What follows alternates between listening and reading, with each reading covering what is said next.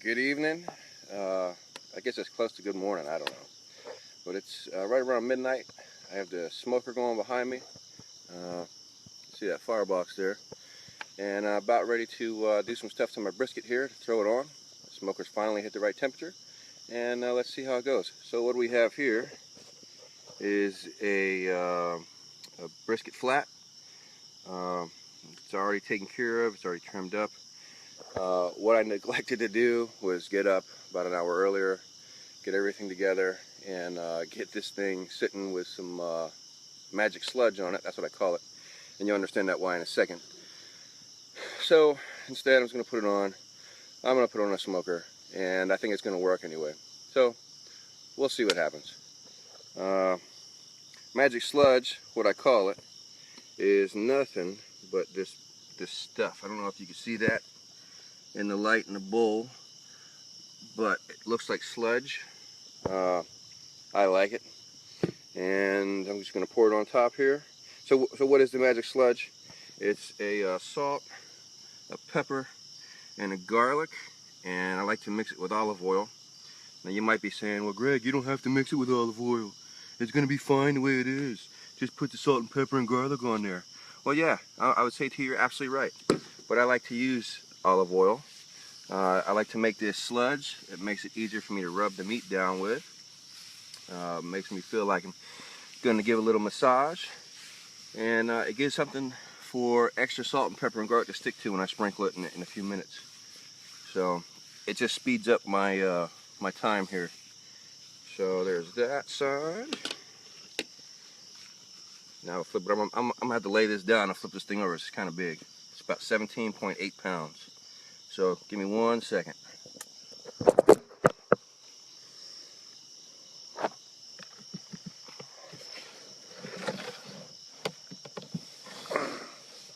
There we go. All right, it's flipped. And I'll just continue rubbing a little bit. Get some more of the sludge. Get that on there. And all right, now I got all the olive oil, black pepper, and garlic together on there. Since I'm running out, I guess I'll show you what I actually use for it. We use Watkins black pepper, regular old Morton's table salt. This is really hard to do, actually. Hold the camera and do this, and a McCormick garlic powder. That's it. That's all I put on the brisket. So I'll continue doing this and throw it on the fire, and then we'll see what happens in about 5 hours. So process is this. It's really easy. A lot of people say, hey, I don't know how to smoke meat. It's really hard for me to do. No, it's not. All you do is you take a piece of meat, you throw it on a grill, you put some smoke and fire near it, and guess what? By magic, it actually turns it into a delicious hunk of meat that you can eat. It has a nice smoke flavor. All you have to do is worry about fire management. And that's what I call smoking. I call it fire management. It's really the easiest thing, the easiest way to cook.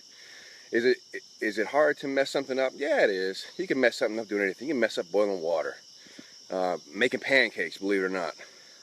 However, this is one of the easiest things to do. So I'm gonna throw this on there.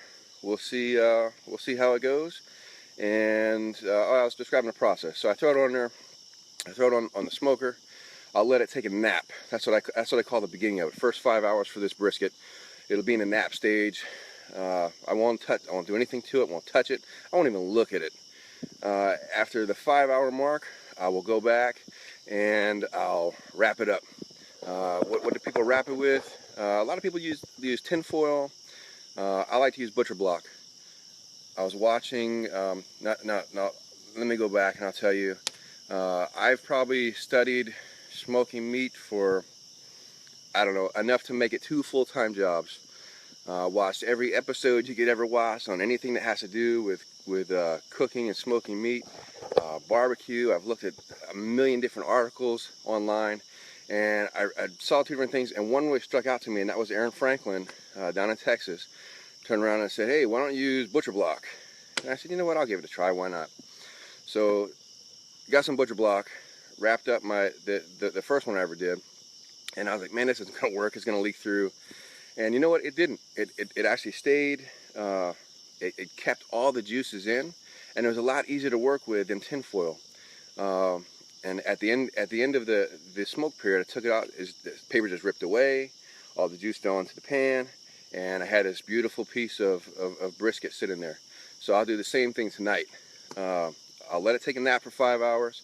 I'll wake it up, and I'll wrap it up in its blanket of butcher block paper, and then I'll put it to bed for the rest of the time, probably about another 12 hours or so. And after that, I'll be able to take it out, wake it up, put it into its pan, and realistically, what I want this brisket to do, and as you can see, it's not in any shape and form to do it now, but what I want it to do is fall into the pan and just fall apart, because I want to make brisket sliders, and it's hard to do that with a really tough piece of brisket. So that's all I got for right now, and I'll see you guys in about 5 hours.